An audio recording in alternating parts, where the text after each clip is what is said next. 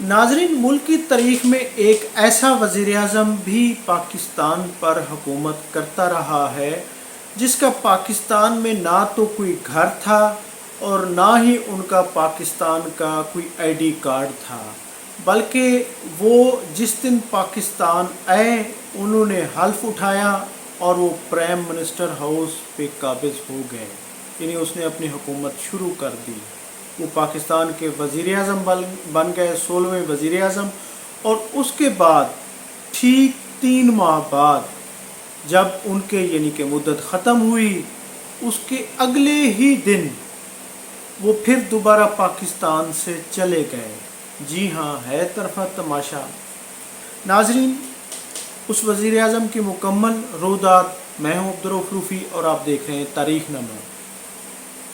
ناظرین، یہ 18 جولائی 1993 کی بات ہے۔ بے نظیر مرحومہ بے نظیر اور میاں محمد نواز شریف کے درمیان سیاسی محاذرائی عروج پر تھی۔ ایک کو ایوان صدر کی حمایت حاصل تھی اور دوسرے کو فوج کی حمایت حاصل تھی، اور یقیناً جیت اس کی ہوئی جس کو فوج کی حمایت حاصل تھی۔ جی ہاں، جس کے نتیجے میں میاں محمد نواز شریف اور ایوان صدر کے مکین غلام اسحاق خان کو ایک ہی دن یعنی 18 جولائی 1993 کو استعفیٰ دینا پڑا۔ تو اس کے بعد کیونکہ اس ساری صورتحال کیونکہ آرمی ہاؤس GH ہاؤس سے general Waheed Kakar chief of army staff تھے، وہ اس کو دیکھ رہے تھے۔ اس کے بعد بے نظیر اور نواز شریف کے سامنے 2 نام پیش کیے گئے، یعنی اسمبلی توڑنے کے بعد یعنی وزیر اعظم نے مجبوراً ایڈوائز کی تھی پریزیڈنٹ کو کہ اسمبلی توڑ دیں۔ صدر اسحاق خان نے اسمبلی توڑی اور پھر اپنے استعفے کا بھی اعلان کر دیا، اور یہ سب کچھ جبری تھا۔ تو ناظرین، اس کے بعد نگران وزیر اعظم کی تلاش شروع ہوئی، یعنی پوری نظریں پاکستان کے پرائم منسٹر ہاؤس پر تھی کہ وزیر اعظم کون ہوگا۔ تو اسی اثناء میں خفیہ طاقتوں کی جانب سے 2 نام پیش کیے گئے۔ جی ہاں، ایک نام تھا سعید شیخ کا اور دوسرا معین قریشی کا۔ تو ناظرین، معین قریشی کا کرہ فال نکلا، طاقتوں نے ان کا نام لیا کہ اس کو وزیر اعظم بنایا جائے، اور میاں محمد نواز شریف بے نظیر بھی اس پر متفق ہوئے۔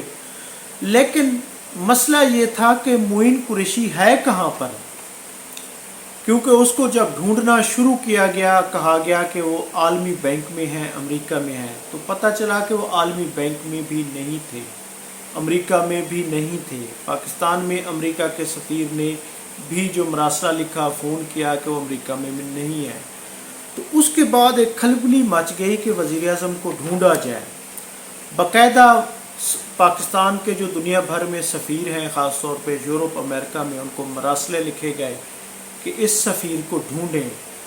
ناظرین، سفیر بیچارے ڈھونڈ رہے تھے، اور ایوان وزیر اعظم کا جو مقیم تھا وہ مل نہیں رہا تھا۔ آخر وفاقی وزیر سرتاج عزیز جو وزیر رہے تھے، انہوں نے سنگاپور سے معین قریشی کو ڈھونڈ نکالا اور انہیں ان کی تقرری کی اطلاع دی، اور ساتھ ہی کہا کہ فوراً پاکستان آ جائیں۔ تو ناظرین، معین قریشی جب پاکستان آیا تو ان کے پاس کوئی نہ گھر تھا، نہ آئی ڈی کارڈ تھا، اور یہاں کے انہوں نے بہت طویل عرصہ پہلے پاکستان چھوڑ کر پراپرٹی سب کچھ بیچ کر چلے گئے تھے۔ تو وہیں ایئرپورٹ پر ہی پاکستانی حکام نے انہیں ان کا آئی ڈی کارڈ دیا، اور اس شناختی کارڈ پر جو پتہ درج تھا وہ ایوان وزیر اعظم کا تھا۔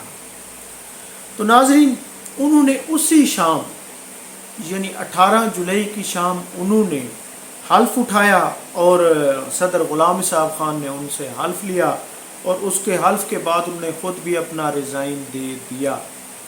تو اس کے بعد یعنی کہ ایوان صدر تو خیر قائم مقام صدر سینٹ کے چیئرمین وسیم سجاد نے یہ عہدہ سنبھال لیا، لیکن وزیر اعظم کے بارے میں مگویاں شروع ہو گئیں. سارے حیران تھے کہ یہ کون ہے، یہ نیا وزیر اعظم کون ہے جو 1993 کے انتخابات جس نے کروائے. تو ناظرین اس کو بلکہ جو آزاد ذرائع تھے سب نے امریکہ کا تحفہ قرار دیا، بلکہ قاضی حسین احمد نے مرحوم نے اس دور میں بڑا واضح کہا تھا کہ یہ امپورٹڈ وزیر اعظم ہے، یعنی امپورٹ کیا گیا ہے. کسی نے کہا CIA سے آیا ہے، کسی نے کہا ہے کہ یہ 3 ماہ کا الیکشن کی یعنی کہ اگلی منتخب حکومت 5 سال کے لیے کروانے آیا ہے، یہ امریکہ سے آیا ہے، CIA نے اسے بھیجا ہے. تو ناظرین یقیناً یہ صورتحال بڑی تشویشناک تھی، بہت پریشان کن تھی. خیر معین قریشی نے اپنا حلف لے کے اپنا کام شروع کر دیا تھا. تنقید کو انہوں نے ایک طرف رکھ کر انہوں نے اپنا کام شروع کر دیا. انہوں نے سیم IMF کی اصلاحات انہوں نے نافذ کی. انہوں نے پاکستانی کرنسی کی ویلیو کم کی. انہوں نے پھر ایک قومی لائبریری کا افتتاح کیا. اپنے ٹینور میں 3 ماہ کے ٹینور میں اسٹیٹ بینک کو خود مختار ادارہ بنایا تاکہ اس پر کوئی تنقید نہ کر سکے. حکومتی مشینری میں افراد کو کم کیا اور اس کے بعد وزیر اعظم اور یعنی اپنے اور وزرائے اعلیٰ کے اختیارات کم کیے. ناظرین 19 اکتوبر 1993 کو اس نے انتخابات کرا کر یعنی کہ اپنی جو مرضی کی حکومت تھی وہ وہاں پر مسلط کرائی، اور انتخابات کرانے کے اگلے ہی دن یعنی 20 اکتوبر 1993 کو دوبارہ ہی امریکہ چلے گئے، یعنی ایک دن بھی رہنا پسند نہیں کیا. ناظرین یہ معین قریشی کون تھے؟ یقیناً امریکہ میں اس کی خدمات تھی، لیکن ناظرین ان کا تعلق قصور سے تھا. یہ قصور کی سیاسی فیملی میں سے ان کا تعلق تھا، بلکہ یہ ہر حکومت میں ہر دور میں ان کے خاندان کا کوئی نہ کوئی فرد ایوانوں میں ہوتا ہے. یہ مولانا عبدالغفور قصوری کے خاندان سے ان کا تعلق تھا. اور ناظرین یہ اس کے بعد امریکہ چلے گئے تھے، اور جاتے ہی ان کے پاس اتنا پیسہ آ گیا تھا کہ پہلے جاب کرتے تھے، پھر انہوں نے EMP گلوبل کے نام سے ایک فرم سرمایہ کاری کی فرم قائم کی، اور اس کے بعد انہوں نے اپنا وہاں پہ بزنس شروع کیا. اور پھر 2014 میں یہ بیماری سے شکار ہوئے، اور 22 نومبر 2016 کو یہ واشنگٹن DC میں بیماری سے وفات پا گئے، اور انہیں وہیں پر ہی دفن کیا گیا. یہ امریکہ کی شہریت بھی رکھتے تھے. تو ناظرین آج کا واقعہ پاکستان کی تاریخ کا، ہسٹری آف پاکستان سے، کہ پاکستان نے ایسا وزیر اعظم بھی 3 ماہ کے لیے دیکھا نہ جس کا گھر پاکستان میں تھا، نہ جن کا ایڈریس پاکستان میں تھا، نہ جن کا ID کارڈ پاکستان میں تھا، اور اسی دن ہی وہ پاکستان حلف اٹھایا، اور پھر جب ان کی مدت ختم ہوئی تو اس کے اگلے دن چلتے بنے. جی ہاں ناظرین، میں ہوں عبدالرؤف روفی اور آپ دیکھ رہے ہیں تاریخ نامہ.